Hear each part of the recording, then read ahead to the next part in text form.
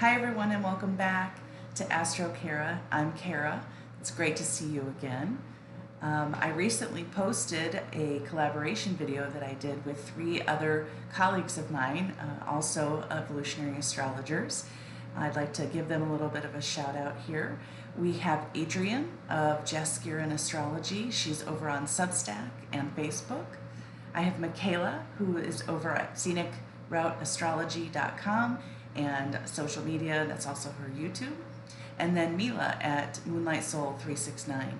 She's also on most social medias and also on YouTube. It was great to do that video with these ladies. They're great astrologers in their own right. We each have our own style that we use, and I just think it's amazing when we can all come together, put our minds together for especially the Sagittarius energy. But I wanted to come on and do my own little video because there's some specific things that I really want to focus on, because as I talked to you before, I consider myself a more personal astrologer. I also consider myself an emotional wellness coach, where we go into some of those depths of emotional complexes that we can see in the chart that we get stuck in, and trying to work through those. And there's a lot of supportive energy going on. Even though there's tension in the chart for this full moon, there is a lot of support. And I'm recording this today on June 2nd, even though the full moon is on June 3rd. And today we have a beautiful water trine with the moon in Scorpio, Venus in Cancer, and Neptune in Pisces. What an amazing day for healing. And I wear blue because I think of water. These water signs there's just so much potential for healing when we let ourselves be supportive. I saw a meme that it's one of my favorites, and it said something like, the cure for everything is water, whether it's sweat, tears, or the sea. And I just love that. I'm definitely an ocean person. I miss living by the ocean. I'm out here in the desert now, but I'll get back there one of these days.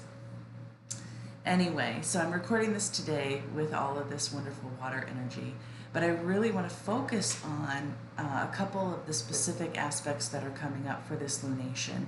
And we'll go to the slides, and then I'll come back and wrap up everything. So I want to talk about just a couple of aspects that I'm seeing for this Sagittarius full moon, which is happening for me on June 3rd, 2023. And I really want to bring it down to the personal level. That is what I try to strive for in my astrology practice, is to really help you connect to your own chart and connect to your emotional body. This is the importance of what I see in evolutionary astrology. The purpose of it is the healing.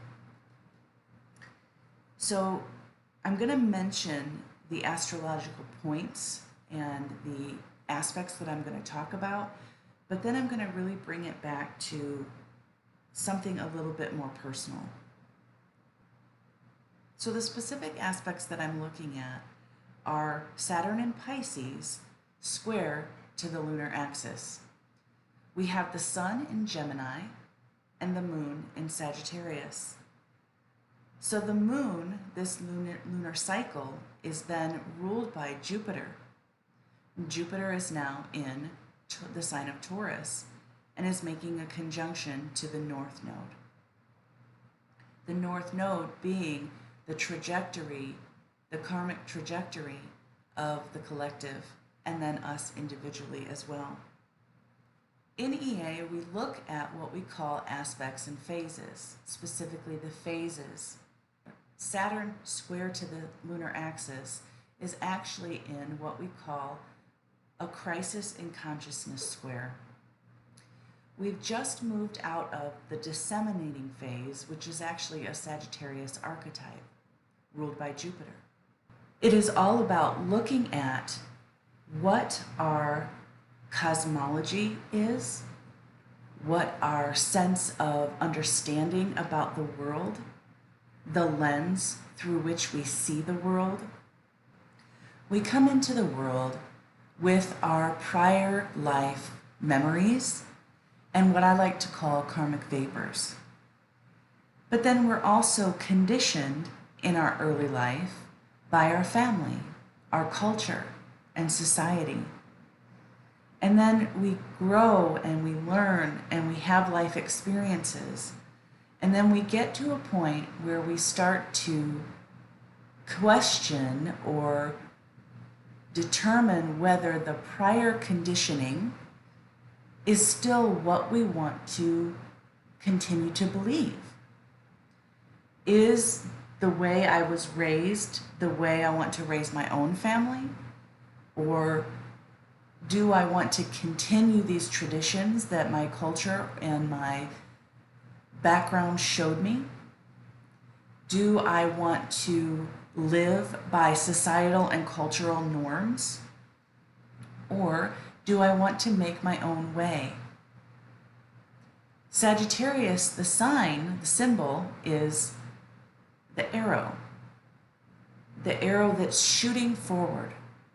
But if we're thinking about archery or a bow that needs to be a bow and arrow, where the arrow needs to be pulled back first before it can launch.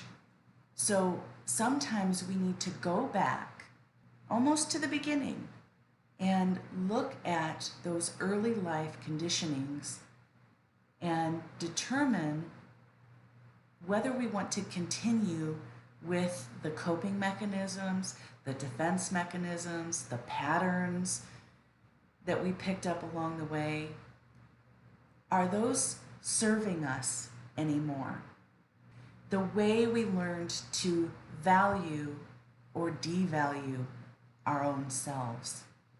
Are we ready to look at ourselves in a new way? So the thing that I want to focus on when I'm looking at Sagittarius and I'm looking at Jupiter, and then I'm looking at this square, if I'm just considering the archetypes of Jupiter and then Saturn, Jupiter represents a lot of things, but one of the things that it can connect to is our sense of intuition, our right brain, how we think creatively, and how we decide to make those changes as we've explored new things. Saturn, for all of its potential rigidness and structure, it's there to support us. It creates the container for what we can then put these beliefs into. Now, the crisis in consciousness square is right there between the archetypes of Sagittarius and Capricorn, which are ruled by Jupiter and Saturn. So that's why I want to focus in on those archetypes specifically.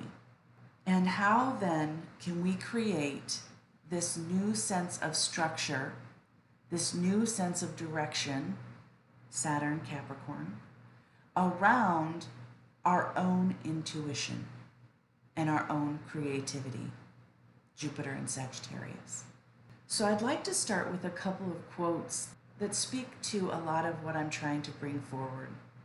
One of the things that I find most difficult in my own journey and then in those that I'm working with, when we are used to moving at such a fast pace in the world today, we do a lot of things to keep us distracted, to keep us unfocused on our emotions, because it's difficult to feel the uncomfortable emotions.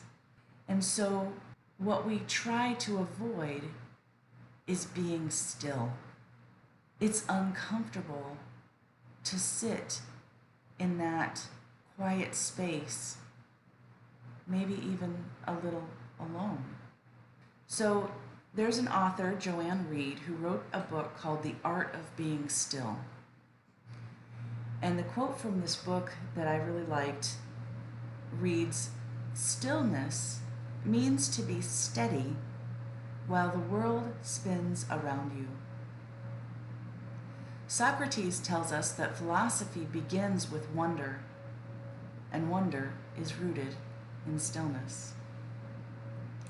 And then I also read an article by Mia Barnes in Yoga Medicine magazine. She wrote, "Stillness is the best teacher there is.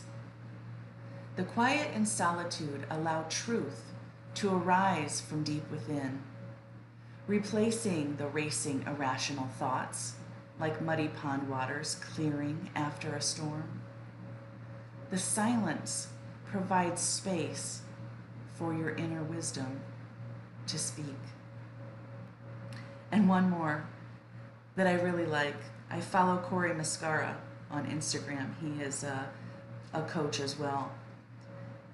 He writes, "Don't meditate to find peace.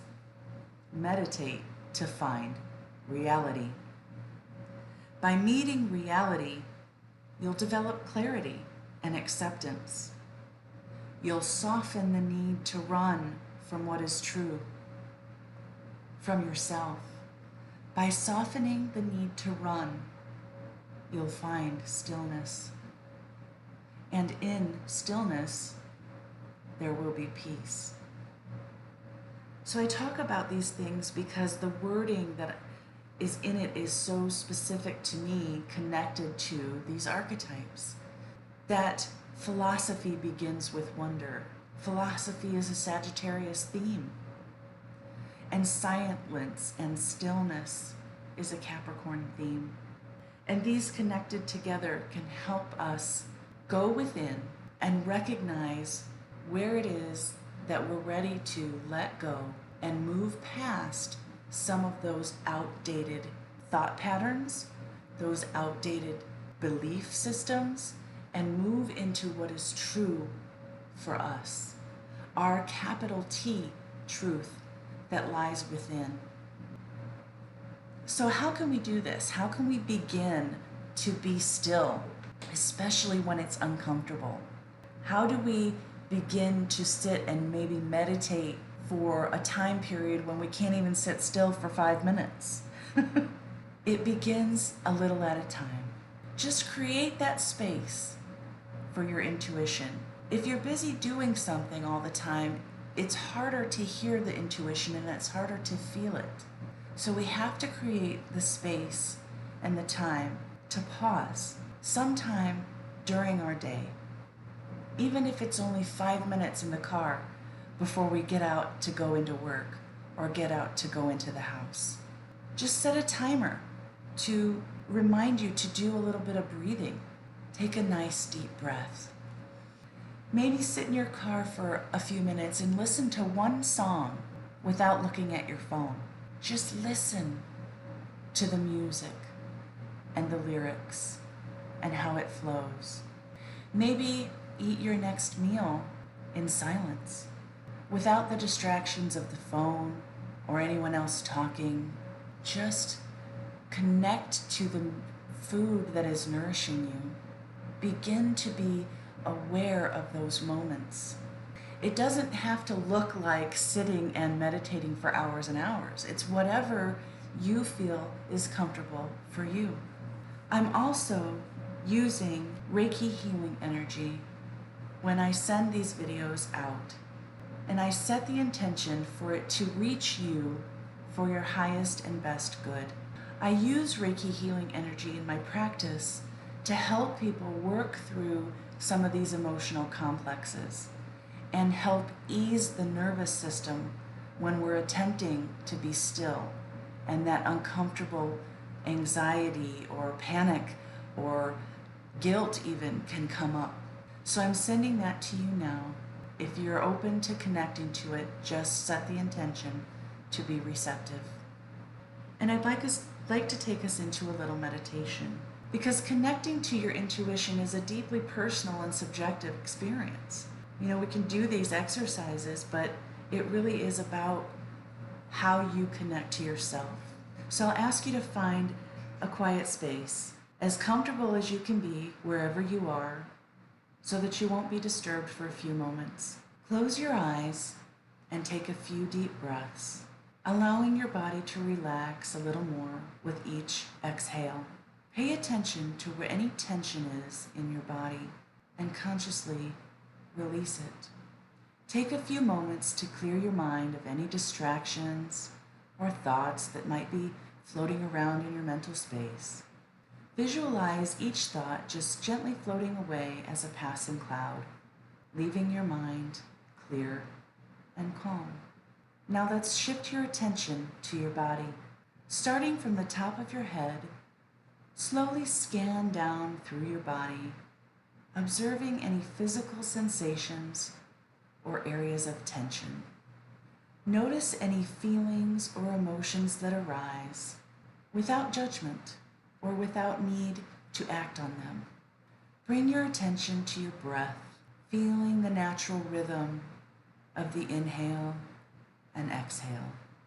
And allow each breath to deepen more naturally and use it as an anchor to remain in the present moment. Once you feel centered and present, formulate a question or an intention in your mind that you would like guidance on. It could be a specific issue or just a general inquiry, either about a situation or a specific decision that you need to make in your life. Begin to engage your senses by visualizing or imagining different scenarios related to your question. Pay attention to any mental images or feelings or impressions that might arise. Notice any intuitive insights or gut feelings that come up during this time. Often our intuition comes as a subtle feeling or a quiet voice within. Trust your initial response, even if it seems illogical or might go against your conventional wisdom.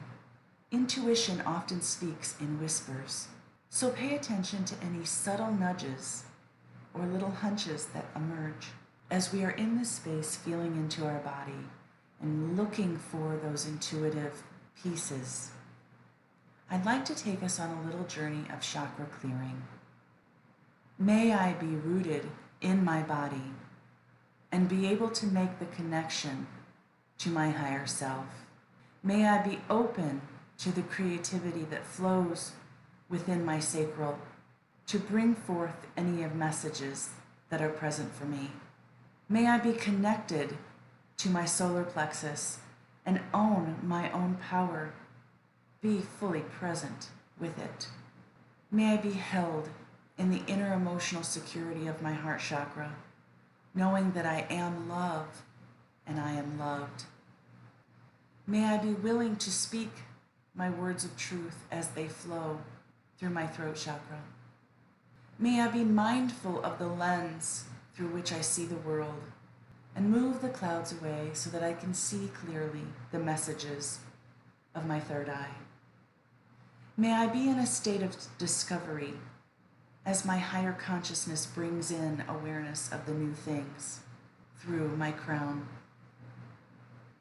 As I remain connected into the earth through my root and connected to the divine through my crown, I ask that it continually flow within me.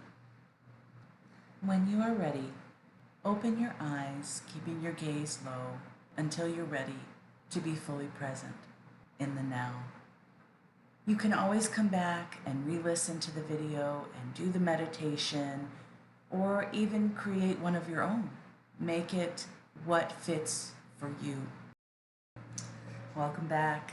Thanks again for joining me. I hope this brought some value to you, maybe a little bit of clarity, some things to think about as we go into this full moon cycle. And again, if you are interested in finding out a little bit more about me, you can go to my website at astrokara.com. There is a button on the top that says free consultation if you'd like to just talk with me about maybe how I could help you and see if we could work together. It's about 15-20 minutes. We can do a phone call or a Zoom call. And that's how I see most of my clients are on Zoom. If you found this valuable, I would also ask that you like and subscribe, share it out, and get the message out to those who might benefit from it. Until next time, take care of you.